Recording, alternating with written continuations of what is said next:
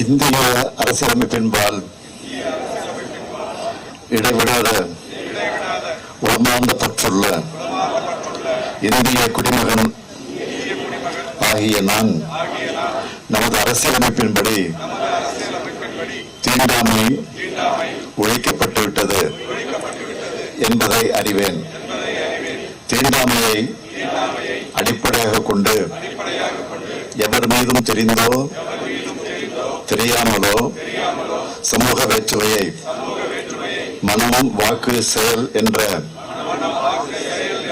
எந்த வகையிலும் கடைபிடிக்க மாட்டேன் என்று இதனால் உளமாற உறுதியளிக்கிறேன். அரசியலமைப்பின் அடிப்படை கருத்திற்கிணங்க சமய வேறுபாடற்ற சுதந்திர சமுதாயத்தை உருவாக்குவதில் நேர்மையுடனும் உண்மையுடனும் பணியாற்றுவது எனது கடமையாகும் என்பதையும் உணர்வேன்.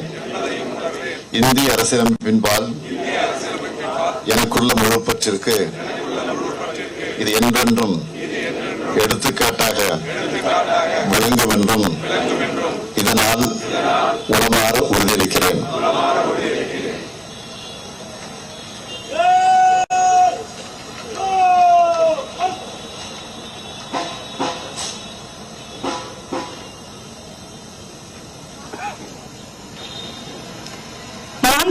தமிழ்நாடு முதலமைச்சர் அவர்களிடம் அணிவகுப்பை நிறைவு செய்ய அனுமதி கோருகிறார் அணிவகுப்பின் தலைவர்.